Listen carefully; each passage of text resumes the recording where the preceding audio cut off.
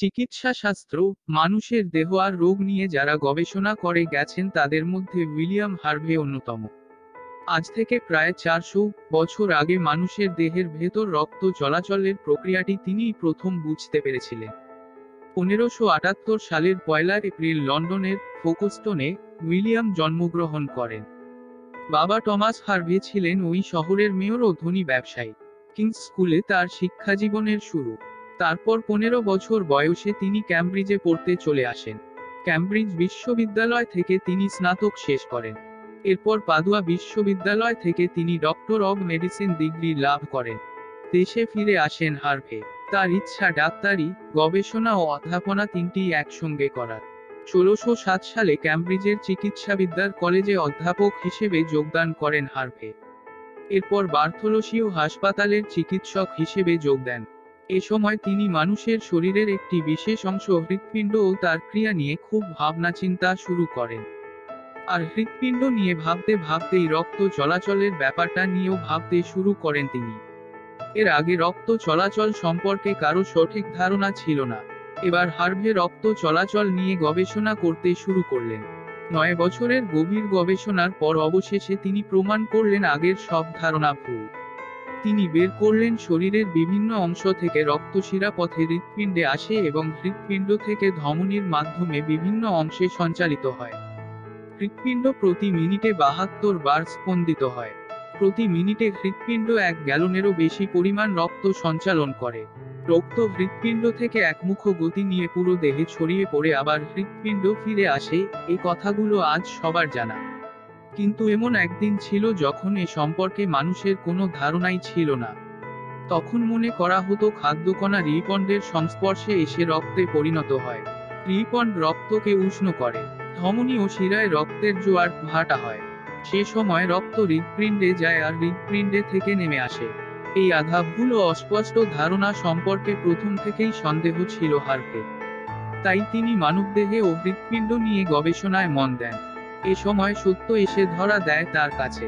তিনি বুঝতে পারেন হৃৎপিণ্ড আসলে বিশেষভাবে তৈরি একখণ্ড মাংসপেশি, যা প্রয়োজন মতো সংকুচিত ও প্রসারিত হতে পারে। সংকুচিত অবস্থায় হৃৎপিণ্ডের ভেতরে থাকা রক্ত শিরার মধ্য দিয়ে বেরিয়ে এসে পুরো দেহে ছড়িয়ে পড়ে। এ কারণেই সংকুচিত অবস্থায় হৃৎপিণ্ডকে ফ্যাকাশে দেখায় আর প্রসারিত হৃৎপিণ্ডকে লালচে দেখায়। কারণ তখন সেখানে রক্ত থাকে।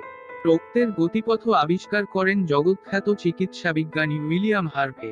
তার জন্ম হয়েছিল 1578 সালের 1 এপ্রিল ইংল্যান্ডের ফোকস্টোনে। আর মারা যান 1657 সালের 3রা জুন লন্ডনে তার ভাইয়ের বাড়িতে। মানবদেহে রক্তের সঞ্চালন প্রক্রিয়া প্রথমবারের মতো সঠিকভাবে ব্যাখ্যা করে চিকিৎসা শাস্ত্রের ইতিহাসে অমর হয়ে আছেন ব্রিটিশ শারীরতত্ত্ববিদ উইলিয়াম হার্ভে। তিনি প্রথম মানবদেহে রক্তের নিয়মতান্ত্রিক সঞ্চালন ও হৃৎপিণ্ডের রক্ত পাম্প করার প্রক্রিয়ার পূর্ণাঙ্গ ব্যাখ্যা দিয়েছেন। রেনেসাঁ যুগের কথা। মানুষ তখন নিজের শরীরকে এক বিস্ময়কর জগৎ হিসেবে আবিষ্কার করে। শরীর নিয়ে তখন একের পর এক তত্ত্ব দিয়ে যাচ্ছেন গ্রিক ডাক্তাররা। অন্যতম ছিলেন গ্যালেন।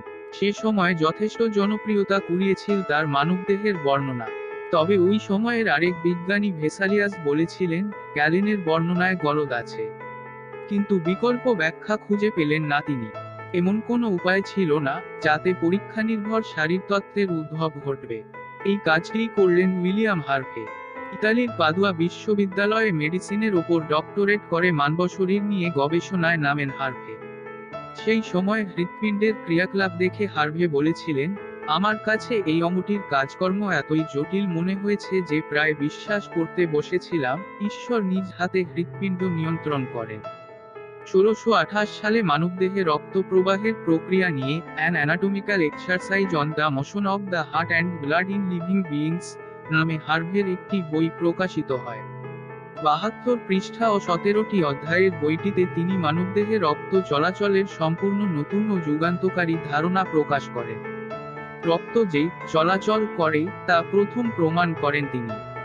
তবে রক্ত যে হৃৎপিণ্ডের এক দিক থেকে বেরিয়ে অন্য দিক থেকে ফিরে আসছে তা চাক্ষুষ করা সম্ভব ছিল না হার্ভের পক্ষে। পরে অণুবীক্ষণ যন্ত্র আবিষ্কারের পর মালপিগি নামের আরেক বিজ্ঞানী দেখান যে চুলের মতো সূক্ষ্ম রক্তনালী বেয়ে রক্ত প্রবাহিত হয়। গ্যালিলিও ও কেপলারের আবিষ্কার যেমন প্লেটো, অ্যারিস্টটলের অনুসারীদের বিশ্বাসের ভিত নড়িয়ে দিয়েছিল, তেমনি হার্ভের আবিষ্কারে নিমেষে উড়ে গিয়েছিল গ্যালিলীয় শারীর তত্ত্ব।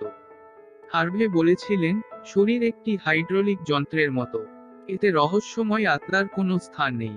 মহাবিশ্বের সঙ্গেও মানব শরীরের সাদৃশ্যে বিশ্বাস করতেন হার্ভে।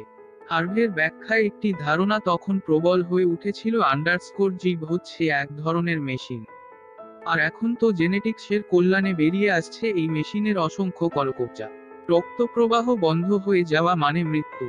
গবেষণায় সফল হয়েও তিনি তা প্রকাশ করলেন না।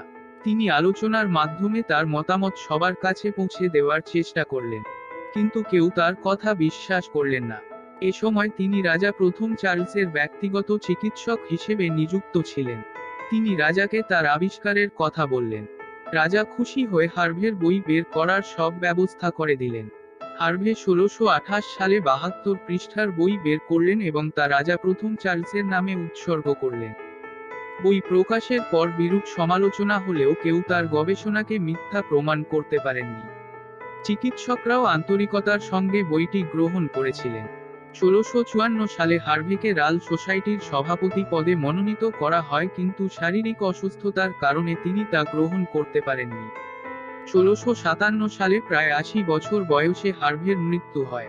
চিকিৎসাশাস্ত্র ও শরীরবিদ্যা তার কাছে চিরদিন ঋণী হয়ে থাকবে। সবাই ভালো থাকুন, সুস্থ থাকুন। এ ধরনের ভিডিও পেতে চ্যানেল সাবস্ক্রাইব করে পাশে থাকুন। ভিডিও ভালো লাগলেই লাইক, কমেন্ট ও শেয়ার করতে ভুলিবেন না। ধন্যবাদ।